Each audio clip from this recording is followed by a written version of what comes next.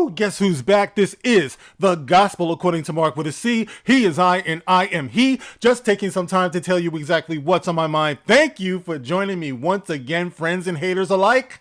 Listen, if it's one thing that I am loving this season, it's House of the Dragon. I am having a great time watching this show. All the highs and the lows, all the drama. It gives me all types of tingly feelings in my nether regions. It's just a great show. It's very well written. Up until now, I've had a good time with this, but House of the Dragon, just like anything else, is not above criticism. And after this last episode, episode 9, The Green Council, I have some issues with this show that I want to vocalize to you guys. And maybe you can help me to be able to make a little bit better sense out of this. You can tell me, is it just me? I am not a book reader, admittedly. So I'm saving you the trouble of having to come into the comment section and say, it's obvious you've never read the books. Yeah, it's obvious because I'm telling you, numbnuts.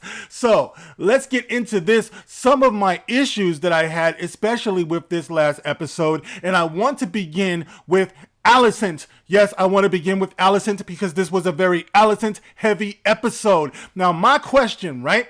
Because when last we were with our, I was going to say heroes, but there's really no heroes in here. It's just a bunch of pathetic people. When last we were with them, Viserys was dying, okay? And she misunderstood, I believe, that Viserys wanted his scumbag of a son, Aegon, to ascend to the throne. Okay, so she has convinced herself that this is what she heard. So this episode picks up with her running to the highest mountains and shouting to everybody. Well, not everyone, because they are trying to keep it on the low, but she wants those that matter to know that King Viserys said that he wanted Aegon, his no good, rotten son, to ascend to the throne. Okay, now listen. I got a problem with this because, see, I'm all about honesty in writing and honesty in the character, right? I like to believe that the character and I have some type of connection, right? Where I feel like I'm beginning to understand the character. My understanding of Alicent is that she was sent to Viserys not just as a comfort when he was vulnerable, but also as a confidant, right? She was sent there to be a confidant, to be someone for him to talk to. He was shown talking to her. They had that relationship, and this relationship now has gone on for a good number of years. They have, 3 kids together now, right? They're supposed to be 4, I believe. I could be wrong. Once again, never read the book, so stop with the, aha! I told you never read the book. Shut the fuck up. Okay, so anyway, she was there as a confidant. If there's anybody in that kingdom who knows that Viserys would not have wanted Aegon to be king, it would be her. They spent years together, and from what I've seen, Viserys never went back and forth. He always said that he wanted Rhaenyra to be the successor, to ascend onto the throne.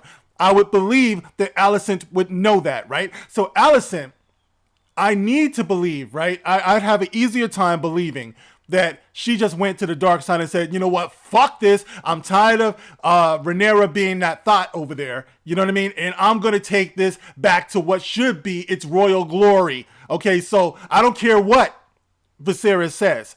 This is what I'm going to do. I respect that better. But no, what we get is Alicent walking around looking sad. Is it just me? I'm tired of looking at her sad face. The actress who plays her, she's pretty hot. I've seen her on the internet showing everything. Let me tell you, I smacked that, right? But what we get on the show is her crying. Her acting like, I wouldn't want this. I never wanted this. Oh my God. It's like, come on, chick. You're going back and forth. You should know, like I said, it's either an understanding or it's a coup. Now, what we're given in this episode, episode 9, is a coup, right? But it's based on her misunderstanding because as it turns out, Otto Hightower, who for some reason became the hand of the king again after Viserys already kicked his ass out because he said, you're plotting against me. This is something I've been talking about before. Why? Why is he back? No one can really tell me, like, besides their own headcanon, because it happened off screen, why would Viserys have accepted Otto Hightower back, knowing that he was a snake in the grass, right? So it comes as no surprise that Otto and his boys were plotting the whole time to do this, when Viserys kicked off, right? He continued his plotting ways. He knew this. And if anything, when Alicent went to him and said, oh, well, the king said that Aegon is supposed to ascend to the throne, they were pretty much banking on her dumbass stupidity, right? Because they were like, oh, well, isn't this convenient? Even though they were plotting this the whole time. She realized they were plotting this the whole time. And once again, we get the sad face. How long have you been plotting this without my knowledge? Now, you would think that if she was smart, she would be wondering, was I manipulated this whole time? All the time that I had to lay down and take the royal shaft in all types of unholy places? My father of all people set me up. I was a pawn in all of this. But no, we got one throwaway line where she says, how long were you plotting?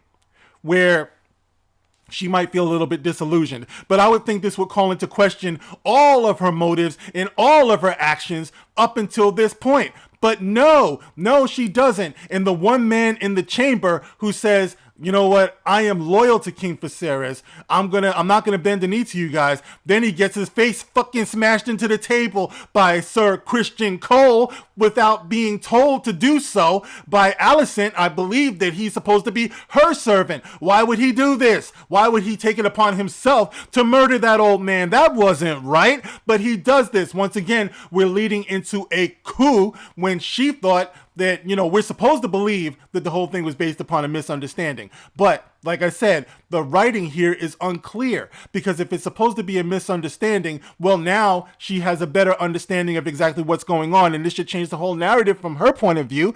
But no, she continues to be all acting like she's innocent and she wouldn't want this and all of this stuff, even though she knows damn well, everybody knows damn well, that man, I'm talking about Viserys, did not establish a relationship with any of his sons, let alone Aegon. Aegon even says that when he goes running off and they find him. He was like, the motherfucker never liked me. We never had a relationship. There's no way. He knows this. Everybody knows this. Why would this woman who was his confidant not know this? She knows better. The only thing he ever said is he wanted Rhaenyra to succeed him. Okay, so this feels it's not earned to me. It feels dishonest. You know what I mean? Then, all right, also, footsies in this episode. I haven't heard a lot of you guys talk about the footsies past laughing at it. You know what I mean? So it turns out that the freak who got his brother and father killed, I don't even know what this dude's name is. I could look it up somewhere. You know who I'm talking about. The slinky Littlefinger wannabe. You know what I mean? Little whatever he is. Anyway, it turns out that he's got some foot fetish, right? And he gets off on this. I don't even know why this is in the episode in the first place, guys. What is this? Once again, to you book readers out there, is this in the book? I cannot believe that George R.R. Martin went out of his way to write that one of his characters had a foot fetish that had to be appealed to by Alicent in order to get information from him. She's the queen. She can just demand that he tell her what's going on. You don't have to play games. Once again, sad face Alicent. She's crying while she's turning this guy on, while he's fondling his stuff. He's touching himself while the queen of all people is revealing her feet to him. She's turning to the side. She's like, oh, you know what I'm saying? I felt weird watching this, guys. I appreciate a cute foot on a woman. Yes, I do. I love open-toed shoes and sandals and all that stuff. Yes, I do. But watching this scene, it just made me feel like, ooh, this is wrong. You know what I mean? It's wrong to just have in there. You know what I mean? Like, it could have been done better. I'm not against the interpretation or the depiction of foot fetishes on screen and shit like that, but it just seemed like, where is this coming from? Why is this here? Why is this something that she's willing to do for this piece of shit? You know what I'm saying? She could say, tell me, or I'm going to have Sir Christian John come in here and cut your tongue out or some shit like that. You know what I mean? She doesn't have to do all of this. And she said she's acting like she doesn't want to do it because she's crying. So if you're crying, you don't want to do it. Why are you doing it? You don't have to be doing this. You know what I'm saying? But yet and still, this is what we get. And it makes me wonder. It makes me wonder with this whole Game of Thrones franchise, because after all, this is still Hollywood, is it not? What exactly are we supposed to be getting from things like this? You know what I'm saying? Because when you look at it, right? When you watch the original Game of Thrones, and what was it, just a mere 10 years ago or so, when we saw Jaime and Cersei in their little incestuous relationship, everybody was in pretty much agreement. Why, these dirty, nasty motherfuckers. Everybody was like, this is just disgusting. You know what I mean? But how times have changed. It's like now you have Damon, who I love as a character. Matt Smith is knocking it out of the park. Every time he's on screen, he commands it. He doesn't have to say a word. All he has to do is sigh. And my man is bringing that energy. You know what I'm saying? I love it. But at the same time, this man killed his wife, and he is currently married to and banging and procreating with his niece. You know what I'm saying? And everyone is like, oh, it's so romantic. Oh, he's such a good man. You see, it's almost like we're being conditioned, guys. It's almost like we're being conditioned to accept this shit, to the point where George R.R. Martin himself in an interview had to clarify. He was like, listen, this is the world of Westeros. Do not try this at home. He said this, okay, because he knew that there are some knuckleheads out there who are going to romanticize all of this. This is part of what these terrible people do. And they're all terrible people, whether we love them or not, whether we love to hate them, whether we enjoy the terrible things that they do. The Game of Thrones is a dirty business, and these are dirty people. Yes, they are. People get beheaded. People get castrated. All types of terrible shit happen to these people by these people. All right, but the point that I'm trying to make is when you start introducing shit like this into your story regularly, it's TV, folks. It is conditioning. It's programming. And you gotta watch that. So I kind of felt a little bit weird when I was watching that whole foot thing, because I'm like, why is this here? What is this? You know what I mean? What's the point of this? Why is she doing this? You know what I mean? Oh, it's just a show, Mark. It's just a show. You're on the wrong channel. There is no such thing as just a show with me, okay? Everything that we see in front of us is significant for a reason. And I already told you that I have enjoyed this show. This is just me, expanding upon the experience of watching the show, okay? It's like you might be the type of person to just sit there and just veg out with fucking saliva dripping out of your face, accepting everything that you get. But me, I tend to kind of think about things. Therefore, I am. So anyway, getting past that, the dirty feelings that this episode gave me playing footsie with that retard. So anyway, moving on, okay? The Queen That Never Was, okay? When the episode wraps up, the Queen That Never Was, you know, she's been locked in a room the whole time. She's busted out by some dude who's also loyal, I guess, to her or the former king and everything like that. She comes back as Aegon is about to be sworn in as king. He's actually being sworn in as king. Everybody is happy. Everybody is raising their hands. You know, long live the king. Where the fuck did he come from? The last thing we heard, Viserys said that it was going to be Rhaenyra. Wait till she finds out. But okay, long live the king. So anyway, all of a sudden, the Queen That Never Was, Rhaenys. Why does everyone have such like similar sounding names, guys? This is what fucks me up in the first place. You know what I'm saying? But anyway, the old broad comes in, who's still hot, by the way, though. She comes in on a dragon, busts through the door, kills a bunch of innocent people for some reason. She could have done it better than that. Those people didn't do anything to anybody, but whatever. She comes busting in, people die, and she just stares down the new king. She's staring down Alicent. She just wants them to see her. And then she goes flying away. My question is, why? Honestly speaking, now I understand the show has to go on. It would have been pretty fucked up if she just killed everybody and left, right? But just like, logically speaking, why would she have spared those people? Like, someone explain it to me. Like I said, I'm not interested in your headcanon. So don't come in here talking about, well, you see, what had happened was, I don't know why, I don't know what you was watching. It's pretty, no, it's not fucking obvious to me. That's the reason why I'm asking, okay? I want to know as a normie, okay? Why? She didn't kill those people. She had no reason to keep those people alive. Everybody in there is a piece of shit. She knows it.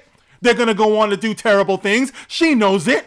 So why wouldn't she have Dracarys all over their ass? I want to know, logically speaking, why she didn't do it. But she didn't do it. She just went flying off. To me, that makes as much sense as Obi-Wan leaving Darth Vader alive in that crazy Obi-Wan show that wasn't really about Obi-Wan. It makes no sense other than the fact that you need the story to go on. All right, it seemed gratuitous to me that she did that, okay? Maybe, I don't know. You know, I'm trying to think about what it is, because if she's protecting Rhaenyra, is she protecting, the Valerians? You know what I mean? What? Like, I don't understand. Like, I know she's got grandkids on the other side. By the way, Another slight problem that I have. All of this cast is insanely talented.